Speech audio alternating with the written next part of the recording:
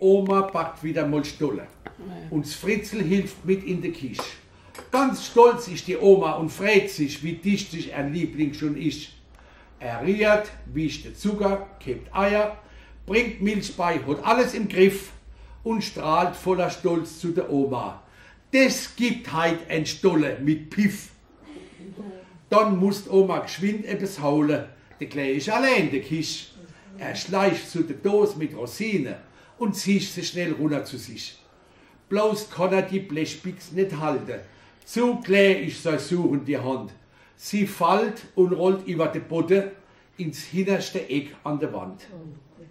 Schnell grottelt der Kleine unter die Heizung, schert alles zurück in die Bix. Die Oma kommt rein, nimmt die Rosine und rührt sie zum Deck neu, ganz fix.